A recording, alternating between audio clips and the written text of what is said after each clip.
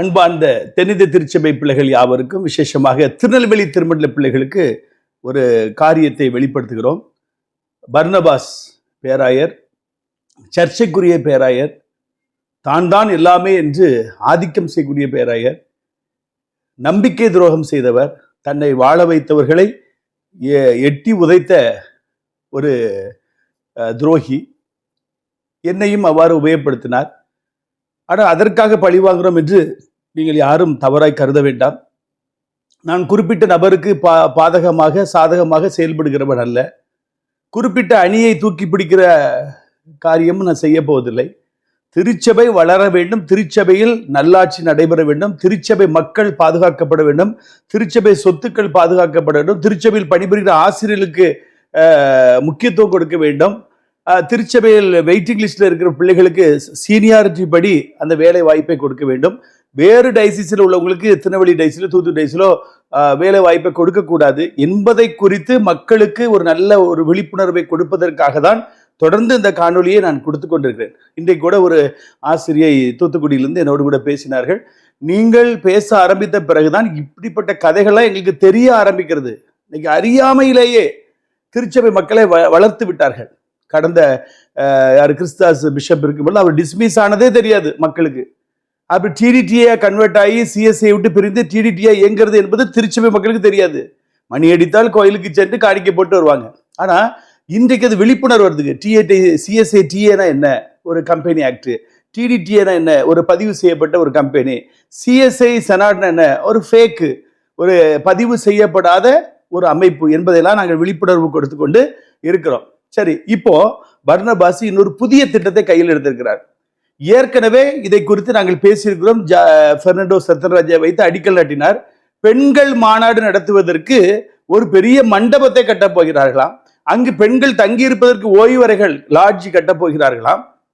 இதை நாங்கள் ஏற்கனவே தடுத்திருக்கிறோம். ஆனா இப்போ பழையபடி என்ன செய்ய போறாருன்னா, ஒவ்வொரு பிஷப் போகும்போது ஒரு 10 கோடிக்கு தனக்கு ஒரு வீடு கட்டணும், அப்புறம் பேங்க்ல டெபாசிட் போடணும், இதற்காக பணத்தை சேர்த்து கொண்டு இருப்பார்கள்.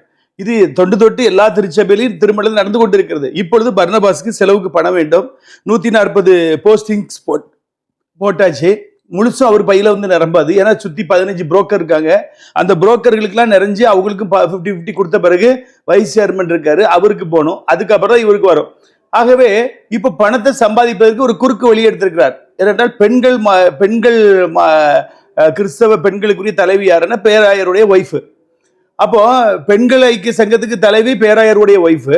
இப்போ அவங்க கட்டுப்பாட்டில் இருக்கக்கூடிய அந்த மண்டபத்தை கட்டியாச்சுன்னா 50%, ஒரு சின்ன உதாரணம் சொல்றேன். ஒருவேளை 1 கோடி ரூபா ப்ராஜெக்ட், 10 கோடி ரூபா ப்ராஜெக்ட் வைங்க, 5 கோடி ரூபா கமிஷன் வாங்கிடுவாங்க. இல்ல ஒரு 100-200 கோடி ரூபா ப்ராஜெக்ட்னா 100 கோடி ரூபா கமிஷன் வாங்கிடுவாங்க. இதுக்காக தான் இந்த ப்ராஜெக்ட் செய்யறாங்க. பாருங்க, இன்ஜினியரிங் காலேஜ் தாண்டி காட்டுக்குள்ள இருக்குது. அந்த இடம் 200 சொச்சம் ஏக்கர். நம்ம ஏற்கனவே ஒரு 10 வருஷத்துக்கு முன்னாடி, 15 வருஷத்துக்கு முன்னாடி மெடிக்கல் காலேஜ் வைப்பதற்காக எல்லா ப்ராசஸும் நடந்தது. ஆனால் அது முட்டுக்கட்டை போட்டு அப்படியே கிடப்புல போட்டு விட்டார்கள். இன்றைக்கு அந்த இடம் அது அரசாங்கத்துல கலெக்டரேட்ல ஒப்படைச்சிருக்கு. அந்த மெடிக்கல் காலேஜ் வருவதற்கு அப்ரூவல் வாங்கி வச்சிருக்கு.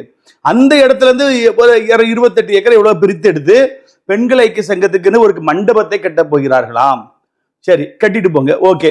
நம்ம டைசிஸ்ல ஃபண்ட் 400 கோடிக்கு மேல இருக்கு, அதை வச்சு கட்டிட்டு போட்டுவேன்.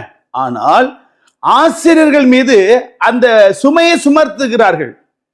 நீங்க உங்க சொத்தை வித்துக்கிட்டுங்க, உங்க இப்ப சம்பளம் 3 லட்சம் ரூபாய் வாங்குறீங்க, உங்களுக்கு தண்ணி ஃப்ரீ, எல்லாம் சாப்பாடு ஃப்ரீ, எல்லாம் ஃப்ரீ, வாட்ச்மேன் ஃப்ரீ, கோல் பிடிக்கிறதுக்கு Chaplin free, car free, diesel free, driver free, எல்லாமே ஃப்ரீ.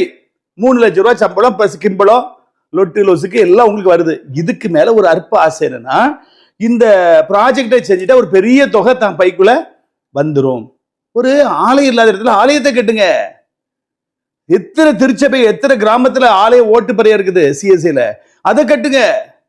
இல்ல ஒரு பாலிடெக்னிக் ஆரம்பிங்க, தூத்துக்குடியில இருக்குது போல. ஒரு இன்ஜினியரிங் காலேஜ் திருநெல்வேலியில் ஆரம்பிப்போம். இல்ல ஒரு நர்சிங் காலேஜ் ஆரம்பிங்க. நம்ம பிள்ளைகளுக்கு வேலை வாய்ப்பை கொண்டு வருவோம், மக்களுக்கும் ஒரு உதவியா இருக்கும். இதெல்லாம் விட்டுட்டு பெண்கள் மாநாடு வருஷத்துக்கு ஒரு முறை 2 நாளுக்கு எங்க நம்ம எஸ்டிசி ஸ்கூல்ல இருந்து கூத்தாடுறாங்க. இதற்காக இத்தனை கோடி ரூபாயை ப்ராஜெக்ட் போட்டு கமிஷன் எடுப்பதற்காக. அது மாத்திரமல்ல, அரசு கொடுக்கிற சம்பளத்துல 10,000 படிப்பதற்கு உங்களுக்கு யார் அதிகாரம் கொடுத்தது? இது அரசு ஊழியர்கள் அல்லவா?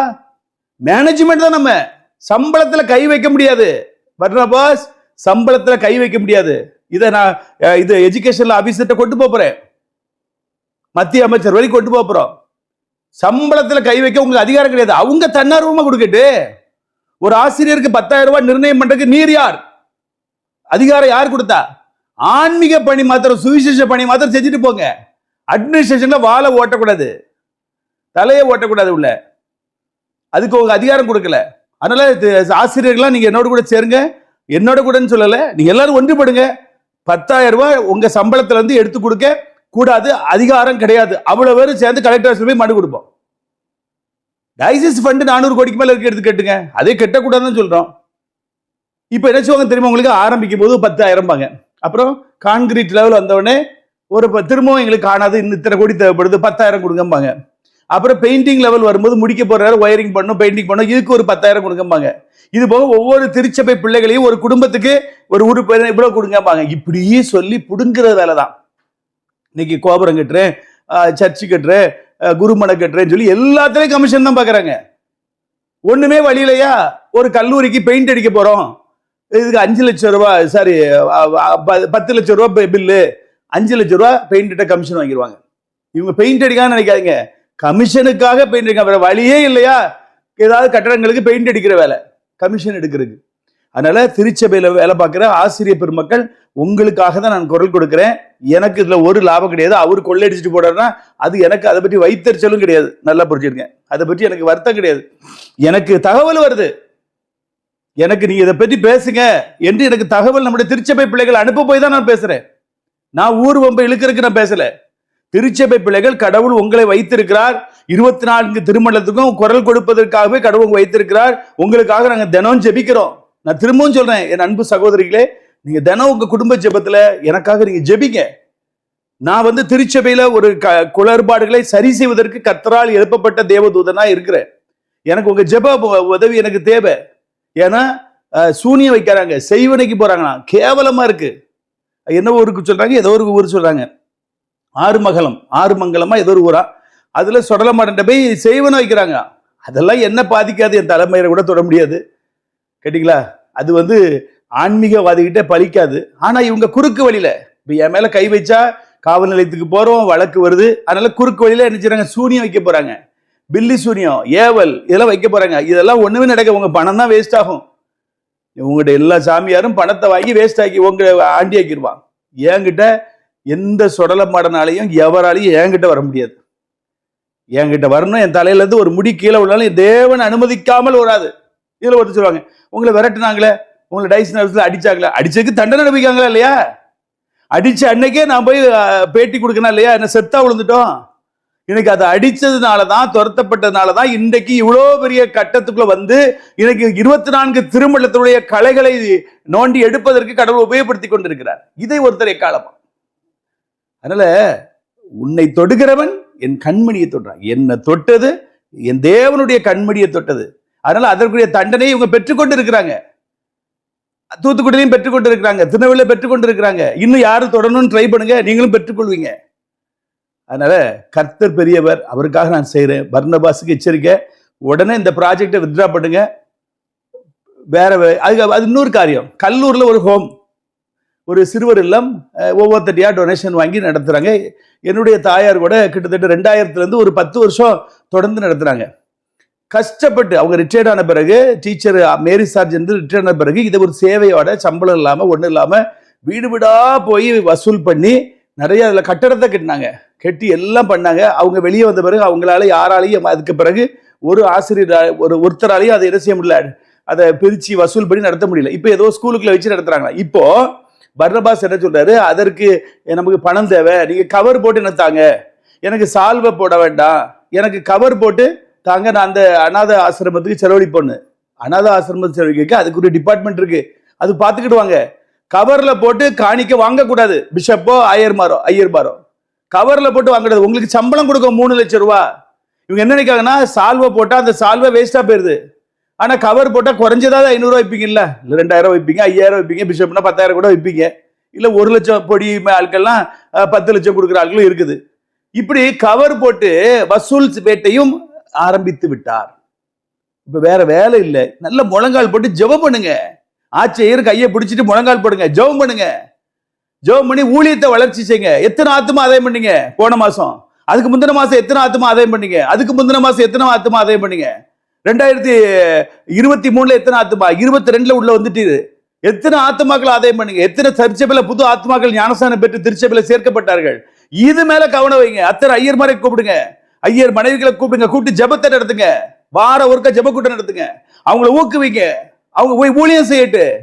இதை விட்டுக்கிட்டு அதை கட்டுற, இதை கட்டுற, அதை பண்ற, இதை பண்ற, என் கவர்ல போட்டு பணத்தை கொடுச்சு இதுக்கு தட்டு வச்சுட்டு ரோட்டு வழியே பிச்சை எடுத்துட்டு போயிடலாம்.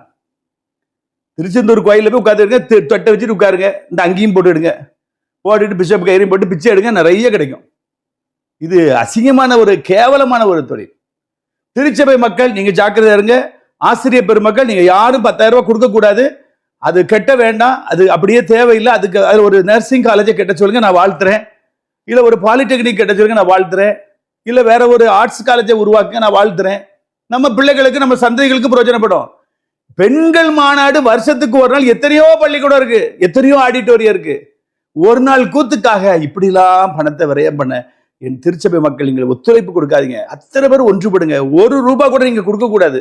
உங்க சம்பளத்திலிருந்து நீங்க கொடுத்தா கூட நாங்க கவர்மெண்ட்டுக்கு அதை தெரியப்படுத்தி அதை தண்டனை வாங்கி கொடுப்போம். உங்க சம்பளம் திரும்ப உங்க அக்கௌண்ட்ல இருந்து விழும். நீங்களாவும் கொடுக்க வேண்டாம். இது தேவையில்லாத ஒரு ப்ராஜெக்ட்மா. நல்ல இது தேவையில்லை. ஒரு நாள் கூட்டத்துக்காக இப்படி தேவையா? இதுல வர பெண்கள் தங்கறதுக்கு ஓய்வு வரங்க, அதெல்லாம் தவறான காரியத்துக்கு உபயோகப்படுத்திடுவாங்க. இன்னைக்கு அதான் நடந்துகிட்டு இருக்கு. அதனால நீங்க எல்லாரும் கருத்தாக எனக்கா ஜெபிங்க. பர்னபாஸ் வர வர அவருடைய கேரக்டர்ஸ் எல்லாம் தலைகீழ போயிட்டு இருக்கு. இன்னும் 2.5 வருஷம் தான். கழுட்டு குதிரை, கேப்பாரத்த குதிரை, நாதியத்த குதிரையா ரோட்டு வழியே சுத்த போகுது. அதுக்கு முன்னாடி அவமானத்தை சேற்ற போல தான் மேல பூசிக்கிட்டு வெளியே போகுது.